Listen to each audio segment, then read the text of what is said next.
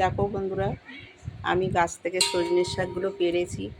এই শাক তোমরা খাও কি না জানি না। আমি পেঁয়াজ রসুন ফোড়ন দিয়ে ভাজা করব, বেছে নেবো আস্তে আস্তে। আর কলমি শাক তুলেছি পুকুর থেকে। এই দেখো কি সুন্দর শাক, কচি কচি শাক। এত শাক লাগবে না, কালকের জন্য রেখে দেবো। দুটো এর সাথে মিক্সড করে ভাজা করব। দেখো কি সুন্দর শাক। কেউ খাও কি না কমেন্টে জানাবে।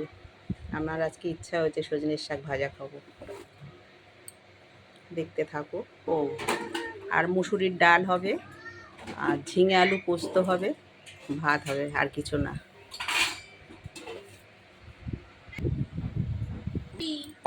টাটকা শাকগুলো বাছতে হয়, বেছে ধুয়ে রেখে দিয়েছি।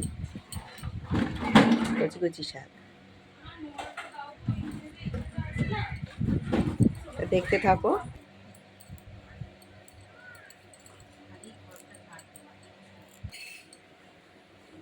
ভাত ফুটছে, ভাতটা হয়ে গেছে। ভাতটা দেখি, এটাতে ডাল হয়ে গেছে। ডালটা ফাটিয়ে দিয়েছি, ডাল হয়ে গেছে। ভাত হয়ে গেল, ভাতটা ফ্যান ঝরিয়ে নিই।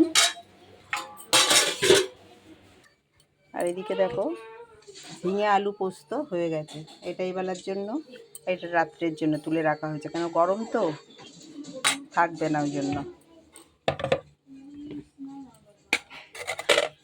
ভাতটা ফ্যান ঝরিয়ে নেব।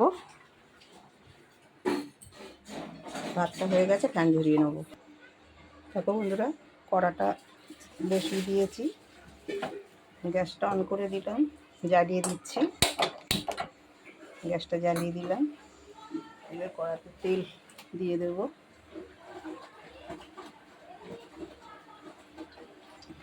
তেল দিয়ে দিলাম। অনেকক্ষণ লোডশেডিং ছিল, সেই জন্য রান্নাটা দেরি হয়ে গেল। শাক কুটে ধুয়ে রেখেছি, রসুন থেতো করে রেখেছি, লঙ্কাগুলো দিয়ে দিচ্ছি।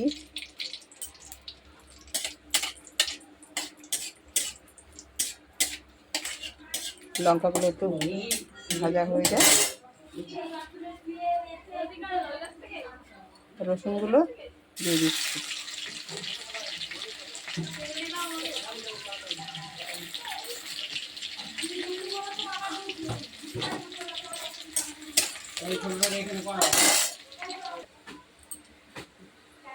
পেঁয়াজ কাটা ছিল, পেঁয়াজগুলো দিয়ে দিচ্ছি।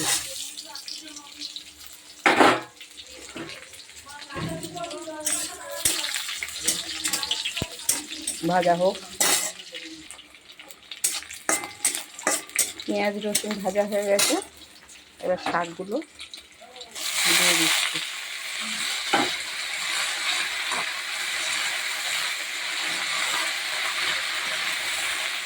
শাকটা আমরা বেশি খাই, শাক ভালো লাগে।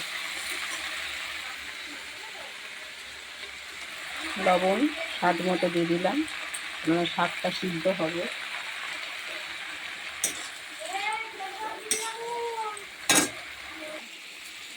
শাক ভাজা হয়ে গেছে, এবার নামিয়ে দেবো। দেখো কী সুন্দর হয়েছে, কতটা শাক কমে কইটুখানি হয়ে গেছে। এবার নামিয়ে দেবো। দেখো বন্ধুরা, আমার রান্না কমপ্লিট। শাক ভাজা হয়ে গেছে। প্রথমে দেখাই, গরম ভাত, সাদা ভাত, মুসুর ডাল সিদ্ধ, গরমে পাতলা করে মুসুর ডাল করেছি, আর ঝিঙে দিয়ে আলু দিয়ে পোস্ত। দেখো, আর শাক ভাজা তো দেখালাম। আর এটা ওবেলার জন্য তুলে রেখেছি, দুবেলা রান্না করতে ভালো লাগে না, গরম গরম দুটো ভাত করে নেবো, হয়ে যাবে। তাহলে ডাল, শাক ভাজা, আলু পোস্ত, এই হয়েছে আমাদের রান্না আজকে। তা আজকের মতো ভিডিও রাখছি, আবার আসবো ভালো ভিডিও নিয়ে পরে। সাথে থাকো, দেখতে থাকো। ভালো লাগলে লাইক কমেন্ট দিও। Tata tata.